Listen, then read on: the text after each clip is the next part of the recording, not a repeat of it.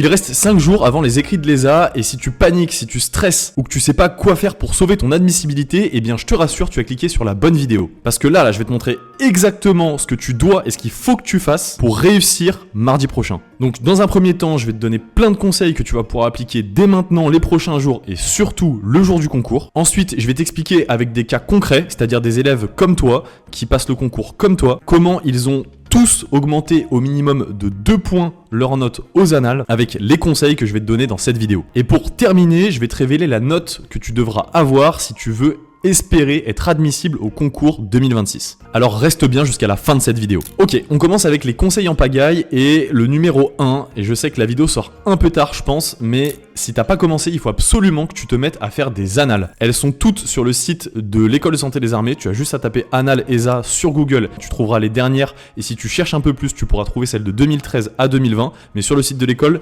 t'es au moins sûr d'avoir 2021 à 2025 et te concentrer sur les matières scientifiques qui rapportent vraiment les points. Parce que je te rappelle que les matières scientifiques c'est coefficient 3 pour la SVT, les maths et la physique-chimie, alors que le français c'est coefficient 2 et que l'anglais c'est coefficient 1. Donc là à 5 jours du concours, l'anglais t'oublie, le français t'apprends, si t'as rien fait, t'apprends vraiment la méthode pour faire un résumé. Tu vas trouver des vidéos sur YouTube qui t'expliquent très bien comment faire un résumé. Et une discussion, donc la méthode, t'apprends simplement à faire un plan et après tu te concentres sur essayer de vraiment bien comprendre le texte et tu pourras espérer avoir à peu près la moyenne si t'as pas encore travaillé pour le moment. Donc là, les 5 prochains jours, tu dois vraiment te concentrer sur les matières scientifiques. Tu vas pouvoir trouver les annales sur le site de l'ESA, comme je te le disais plus tôt, et tu vas pouvoir trouver quelques corrections sur YouTube, si tu tapes correction sur Labo Lycée et sur le site AppMep. Donc sur ces sites-là, tu vas pouvoir retrouver les corrigés d'annales et c'est ce qui va te permettre d'avoir un feedback sur est-ce que tu fais bien ou non les annales et tu vas pouvoir estimer à peu près ta note. Je suis évidemment conscient que c'est mieux d'avoir une correction personnalisée et puis un prof qui corrige ta copie et je sais que les profs de lycée sont pas toujours ok pour le faire. C'est pour ça que là, dans mon accompagnement, moi j'ai mis en place des profs qui non seulement donnent cours toute l'année mais aussi corrigent les copies de chaque élève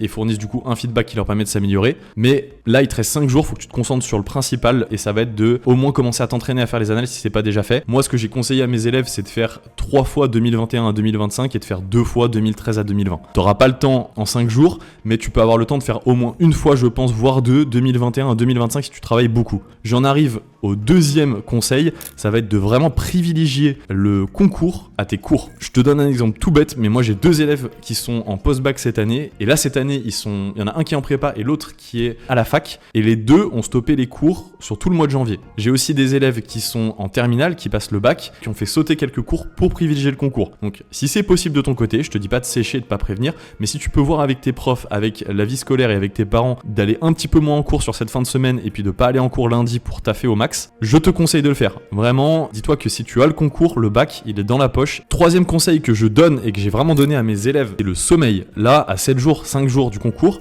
vous pouvez absolument pas vous permettre d'arriver au concours fatigué. Pour la petite anecdote, il y a une étude qui a été faite et qui a comparé les choix qui ont été pris par des gens qui avaient bu 5 pintes d'affilée en cul sec et des gens qui avaient fait nuit blanche, et les décisions, la prise de décision est la même. Donc si tu arrives au concours fatigué, dis-toi que toutes les décisions que tu vas prendre, elles vont pas être bonnes. Donc là, tu te focuses sur les annales, aller un peu moins en cours, si c'est possible, et bien dormir. Un deuxième conseil pour le jour d'avant, le lundi. Si t'es vraiment dans la merde, je pense que c'est mieux de travailler le lundi et de continuer de faire des annales. En revanche, et c'est le cas pour mes élèves, si tu travailles ce concours depuis septembre, on va dire depuis octobre-novembre, que t'as déjà fait un tour sur toutes les annales, que ça va à peu près, que tu tapes la moyenne, je te conseille de prendre une pause le jour d'avant. Moi, mes élèves, je leur ai dit, ne travaillez pas lundi, vous prenez une pause.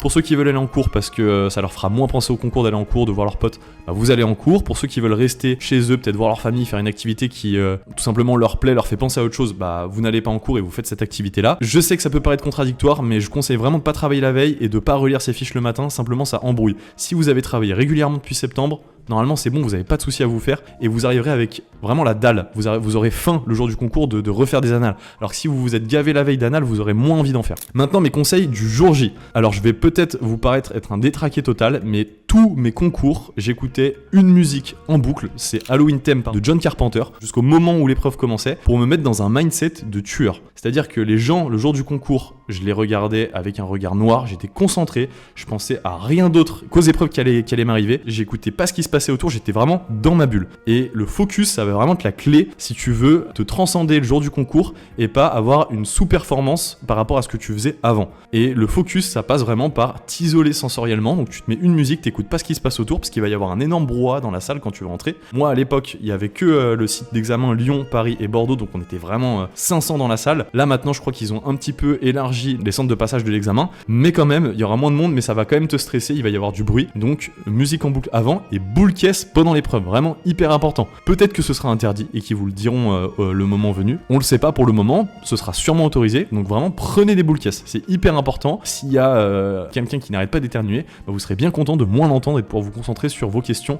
d'anglais par exemple. Ensuite, c'est la base et je pense que même ta maman te l'a dit, c'est de prendre un encas pour le concours, donc tu te prends des petites barres protéinées ou des petites barres énergisantes que tu répartis avec le matin et l'après-midi. Le midi, tu te gaffes pas avec des féculents, tu restes sur légumes, viande, quelque chose de très simple à digérer pour avoir toujours pareil de la clarté et pas être en digestion en même temps que d'être dans les épreuves. Et si tu appliques bien là tous ces conseils, tu peux quasiment augmenter ta note de 0,5 voire 1 point le jour du concours. Maintenant, je vais te montrer des cas concrets de mes élèves qui sont des élèves comme toi, qui sont soit en terminale, soit en post-bac, soit en prépa, soit à la fac et qui ont tous, sur les 14 que j'accompagne, pris au minimum 2 points sur la note qu'ils avaient eue au concours blanc qu'on a organisé en décembre. Donc, je te fais un petit récap de comment est-ce qu'on a organisé l'année dans les grandes lignes. De septembre à décembre, tous mes élèves, ils avaient des cours chaque semaine dans chaque matière avec les profs et on a balayé tout le programme de terminale. Il y avait quelques chapitres qui ont sauté par rapport aux années précédentes puisque le concours, tu le sais, a été avancé de 2 mois cette année. On a fini le programme et une fois que le programme a été fini, on a organisé un concours blanc qui était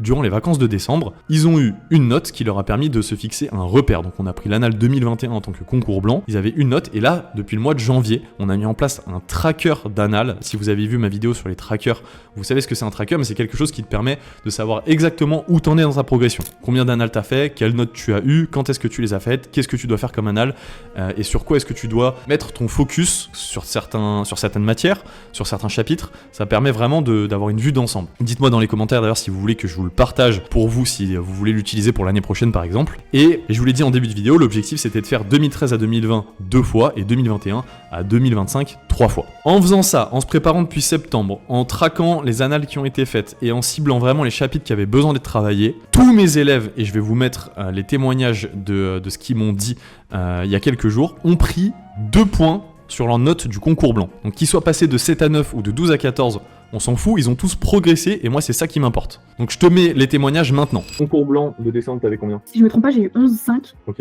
Et là, l'année 2022, j'ai eu 14,5 ou 15. Au concours blanc, de moyenne, j'avais 11,3, je pense. Je dois être à 13,5, 14 peut-être. J'avais 9,3, je crois.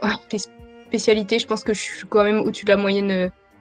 Je pense que je dirais à 11-12. Je devais être à 12 en décembre. Et là, je dois être vers 15 à peu près. 15-16, ouais. J'étais à 12,50, je crois.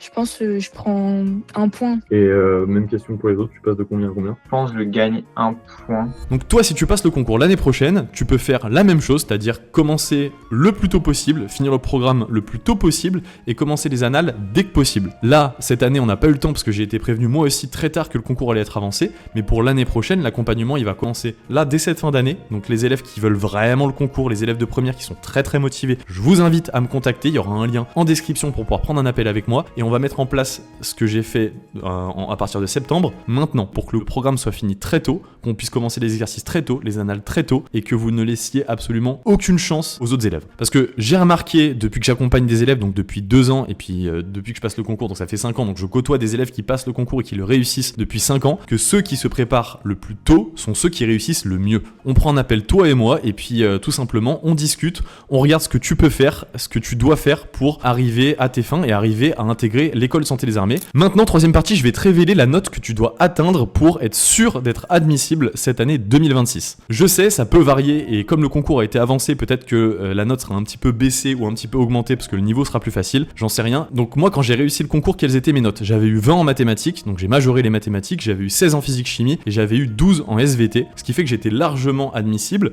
parce que le dernier admissible, il faut à peu près avoir tes 10,5. L'année dernière, avec les élèves que j'ai accompagnés de ce que j'ai vu, c'était 9,5 sur 20. Et donc toi, cette année, je te conseille de viser 10 sur 20 pour être admissible. Le gros problème, c'est que là, si t'es en retard et que tu te dis je peux avoir 10 sur 20 parce que c'est ce que j'ai aux annales, spoiler, il va quand même falloir que tu continues de travailler à balle pour les oraux, puisque en étant juste admissible avec 10 aux écrits, il va falloir que tu ailles chercher un 18 ou un 19 à l'oral pour être sûr d'être admis. D'ailleurs, pour rebondir sur les oraux, dès que les résultats des écrits seront tombés, tu pourras prendre un appel avec moi et j'organiserai des oraux blancs pour les gens qui me suivent afin tout simplement que vous puissiez vous entraîner avec quelqu'un qui a déjà été aux oraux, qui a été aux oraux 2 fois parce que j'ai aussi tenté le concours en terminale, et puis avec quelqu'un qui a fait passer des centaines d'oraux blancs, que ce soit les élèves de l'année dernière, d'il y a 2 ans, ou les élèves de cette année. Vraiment, on en a fait toute l'année, donc je sais exactement ce qui est demandé. J'ai le barème officiel du jury et je saurai te dire quoi faire pour t'améliorer. Voilà, j'espère que cette vidéo t'a aidé. Je la fais peut-être un peu en retard, j'en suis désolé. Dites-moi dans les commentaires si vous avez commencé à faire des annales, si oui lesquels, quels sont les problèmes que vous rencontrez et quelles sont les notes que vous avez obtenues tout simplement. Si vous voulez que je traite un sujet en particulier pour les oraux, n'hésitez pas à me le dire, ce sera avec grand plaisir. Je vous dis à très vite pour une prochaine vidéo. On va recommencer à prendre les vidéos. Là, je sais que j'en ai pas fait depuis novembre parce que j'étais très occupé avec mes examens de médecine, que j'ai validé d'ailleurs pour l'info. Donc tout va bien, je vais pouvoir reprendre les vidéos et je vais aussi republier des vidéos des élèves qui suivent mon accompagnement pour que vous puissiez vous rendre compte de comment ça se passe quand on est accompagné tout simplement par moi. Donc bref, je t'invite à t'abonner, à lâcher ton meilleur pouce bleu et je te dis à très vite pour une nouvelle vidéo. C'était Maxence, ciao ciao.